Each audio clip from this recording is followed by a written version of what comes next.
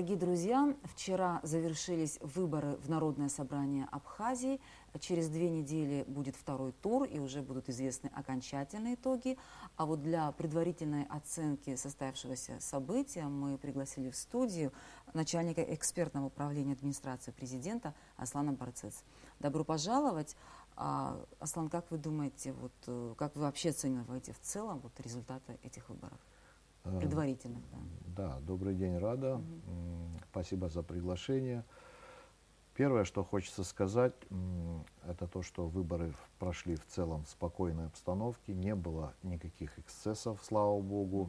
На некоторых округах мы видели кандидатов в депутаты, совместно фотографировались и так далее. Это был такой позитив, который можно было посмотреть и в репортажах абхазского телевидения, и в интернете появилось много публикаций, фотографий. Поэтому самое главное, наверное, то, что выборы прошли в спокойной обстановке, существенных замечаний, нарушений не было. По крайней мере, в ЦИК такие жалобы, насколько мне известно, не поступали.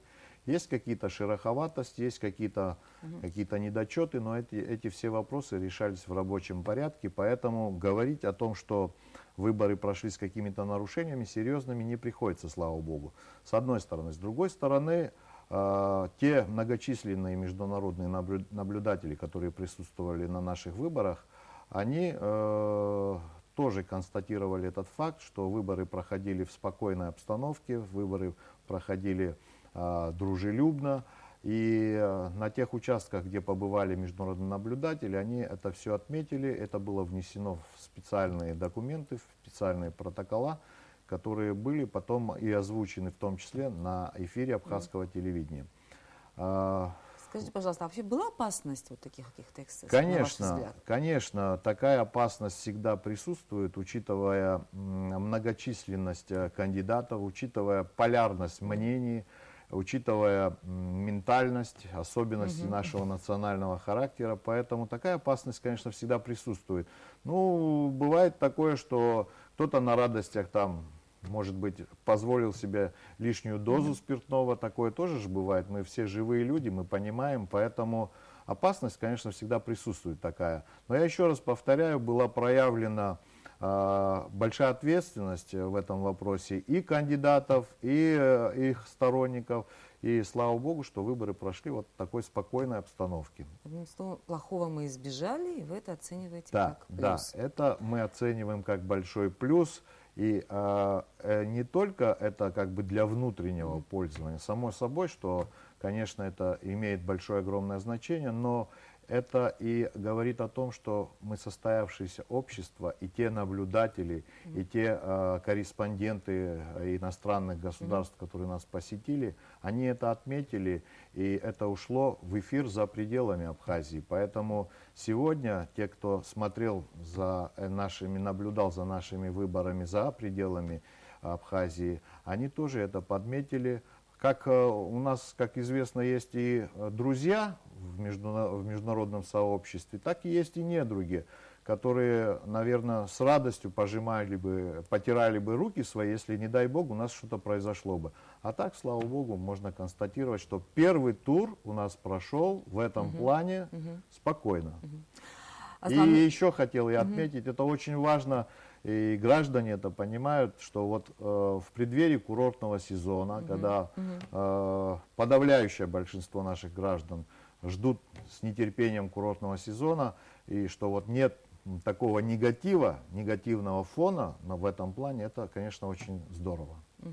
Аслан, ну уже ясно даже, мы знаем, уже избраны 11 депутатов, Да. а даже по этому видно, что в парламент прошли представители разных политических сил, Да. и, в принципе, второй тур тоже это обещает. Как вы это оцениваете? Сработаются ли они, на ваш взгляд? Ну, в первую очередь, надо всегда с уважением относиться к выбору народа, к выбору избирателя. Потому что так как проголосовал избиратель, такие депутаты будут представлены в парламенте, такие партии или самовыдвиженцы. Что касается того, как будет происходить работа, как будет выстраиваться работа в парламенте, ну, вы знаете, Пока судить сложно по той простой причине, что эти люди, которые прошли в первый тур, да, там много представителей оппозиционных партий и движений. И вот второй тур, когда будет ясно, как проголосуют люди и какие кандидаты, впоследствии став депутатами, пройдут во второй тур и будут представлять в парламенте те или иные политические интересы, политические группы, вот тогда можно будет давать некую оценку. Ну, предварительно, я вам так скажу, в 2007 году, тогда тоже, вот, к примеру, да, в 13 округах были повторные выборы, и тогда прошло в парламент 6 провластных. Повторные выборы или второй тур? Второй тур, я извиняюсь, второй тур тогда был. Тогда в парламент прошло 6 человек, 6 депутатов провластных и 7 депутатов оппозиционных. И 5 лет тому назад, кстати говоря, вот тот парламент, который вот сейчас ушел в историю, да, там тоже было ведь такое вот, значит, и там были и второй тур был, и много депутатов, которые представляли и не только провластные, но и оппозиционные движения. Я хотел бы отметить такой интересный момент, что на сегодняшний день вот те знаковые для оппозиции фигуры, которые прошли, они сегодня во многом, конечно, будут определять какую-то погоду, да, политическую в парламенте, во многом будут определять погоду политическую не только в парламенте, в целом в Абхазии. Но это и ответственность этих политиков, да и вообще в целом всех политиков, которые сегодня действуют на политическом поле Абхазии. А ответственность политика, который прошел и стал депутатом, это вдвойне, это уже персональная, можно сказать, ответственность вот, этих политиков за политическую погоду, за настроение людей.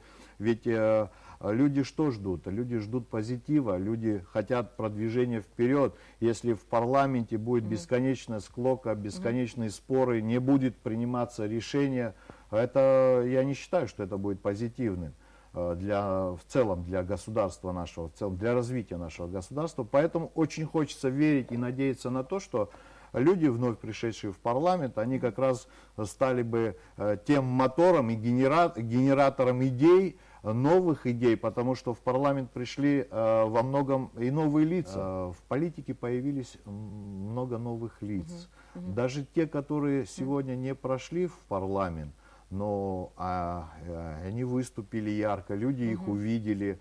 Они недостаточно... То есть за эту избирательную кампанию они себя показали? Они себя показали. И тут я думаю, что и власть могла бы на некоторых из них обратить внимание. Просто бывает, да, человек пришел первый раз в политику, он не столь известен и так далее, он проиграл эти выборы. Но в то же время видно всегда в человеке есть стержень, есть потенциал какой-то, вот, где можно его...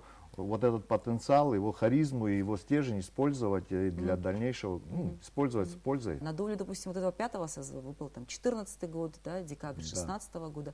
Как вы думаете, в дальнейшем парламент сможет вот справляться с такими кризисами? Вы знаете, и вот эту вот роль свою да, я понял ваш вопрос. Вы знаете, как я, кстати говоря, очень позитивно оцениваю роль вот ушедшего парламента. Вы знаете, вот когда был, опять же, кризис, да, майские события, ведь парламент сыграл свою роль такую, как органа, который ответственно подошел к проблеме, не развалил, не дал ситуации уйти вне правового поля. Декабрьские события, то же самое я могу сказать, что парламент, на базе парламента была сформирована площадка, на которой были достигнуты, да, вот эти вот известные соглашения между оппозицией и властью. Это тоже большая заслуга парламента, и в этом надо говорить и отдать должное, что спасибо надо говорить тому созыву, который вот пришел именно к таким значит, решениям. И я очень надеюсь, что, кстати говоря, этот вновь избранный парламент, который у нас будет, он тоже будет в выборный год, 19-й год он будет. Да, попадает. И поэтому там тоже могут быть разные моменты. И, конечно, от профессионализма, от настроя депутатов зависит судьба. Ну вот, если возвращаться уже к итогам вчерашних выборов, ну, уже избрано, мы сказали, 11 депутатов, да. но в большинстве округов будет второй тур. Объявлен второй тур уже ЦИКом для голосования. Говорит ли это вот о росте политической конкуренции в нашей стране? Это говорит о росте политической конкуренции, потому что избиратели видели, все мы видели, что на отдельных округах количество кандидатов там достигало 8 кандидатов, по-моему. Вот. И это говорит как раз-таки о росте политической конкуренции, о желании людей показать, как говорится, себя. Вот. Новые какие-то партии. Конечно, хотелось бы, чтобы молодые политики не раз в 5 лет проявляли себя, а проявляли себя в каждодневной работе. Аслан, ну опять-таки вот по итогам Центральной избирательной комиссии в одном из округов выборы не состоялись. Да. Ну это вот это известное противостояние Да. Лакербая-Чамагу. Вот с чем это связано, на ваш взгляд? Ну, на мой взгляд, это связано, во-первых, у нас в законе это прописано, значит, выборы считаются состоявшимися, если пришло на избирательные участки 25% от общего числа. И из них тот кандидат, который набрал 50 плюс 1, тот считается 50%, да, тот считается победителем. Я, насколько понимаю, в данном округе вот как раз не хватило там совсем немного, по-моему, там несколько процентов одному из кандидатов, чтобы стать победителем. И поэтому выборы будут назначены вновь. Это через 2 месяца, по-моему. Я могу, насколько я могу судить об этом, на сегодняшний день, насколько я обладаю информацией, вот произошло именно вот такое вот. Вообще, существует ли вот эта вот электоральная уже усталость от всех этих выборов? Безусловно, что с этим быть? безусловно, как существует эта электоральная усталость. Вот за короткий исторический момент, вот за этот прошедший год мы с вами оказались свидетелями тому, что в государстве было неспокойно. Вы помните и события и декабрьские, и перед МВД и так далее и тому подобное. Ведь это все влияет на настроение избирателей. Избиратели на сегодняшний день хотят стабильности, хотят спокойствия, поэтому всякие такие действия, они, конечно, не влияют. И, кстати говоря, некоторые поняли это. Вот, судя по тому, как прошли дебаты, кандидаты старались как бы не заострять, то есть не поднимать совсем уж острые вопросы. Вы помните, да, друг другу не задавали, старались не задавать каких-то вопросов и так далее. То есть старались как-то вот держать некую золотую середину. И это говорит как раз о том, что избиратель хочет спокойствия, избиратель хочет спокойной кампании избирательной и так далее. Но в то же время наши люди хотят видеть и новые лица в политике. И это нормально, потому что я считаю, что идет смена поколений политиков. Ведь не секрет, вот такие вот, весомые в абхазской политике люди, они не прошли, в том числе, наверное, потому что вот избиратель нуждается, вот, хочет видеть новые лица, наверное, поэтому. Аслан, ну, забегая вперед, что вы ждете от второго тура? И, на ваш взгляд, каким все-таки будет в итоге расклад сил, и как вы это оцениваете? Я думаю, что парламент, второй тур, хочу надеяться на то, что второй тур пройдет так же, во-первых, спокойно, как и первый тур. Это первое и самое главное. И во втором туре будет тоже интересная борьба, будет определенная интрига. Вот.